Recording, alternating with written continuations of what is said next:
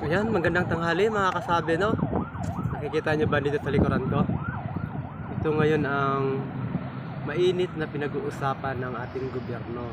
Yan, ang flood control, yung pagbabaha. Pero dito naman sa pinapakita ko yung video mga kasabi, walang problema dito, maayos dito. May tatanong nyo sa akin kung saan lugar ito. Ito ay nasa Kawit. Kawit lang ito mga kasabi. Maganda naman siya. Ngayon, bibigyan ko ito ng reaction mga kasabi ha. Ang flood o ang pagbabaha. Pero opinion ko lang to kasi para hindi tayo masita or ma-question ba mga kasabi. Bibigyan ko to ng reaction. Ang pagbabaha ay natural lang sa pangyayari dulot ng napakaraming dahilan. Ito ay ganti ng kalikasan na sino man ay hindi kayang pigilan. Yan. Pangunahing naapektuhan dito ang mga taong nakatira sa mababang lugar at sa mga delikadong bahagi ng lupain na masasabi kong ito ay malala, ngunit ito ay dulot din ng pagiging pabaya ng mga tao. Yan, bibigyan ko ito ng kunting sanhi lang.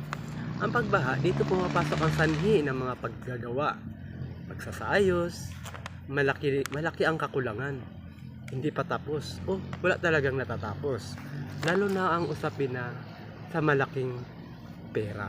Yan, yung project na yung hindi pulido. Ayun, mga kasabihan, nabigyan ko na ng reaction. Ang flood, yung mainit na pinag-usapan ngayon, ang flood control. Pero opinion ko lang yun na. Kung may mas maganda kayong opinion, mga kasabi, mag-iwan lang kayo ng bakas nyo sa ibaba. Kasi lahat naman tayo ay may kanya-kanyang opinion. Yan. Pero yung opinion na ito, mga kasabi, ay pinag-iisipan ko ito, pinag-aaralan ko kung ano ang aking magandang reaction nito. Kasi para hindi naman tayo mabapas na.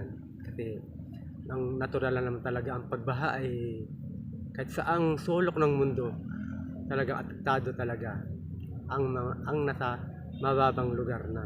Yan, mga kasabi, mag-iwan na kayo ng bakas sa baba. Bye bye.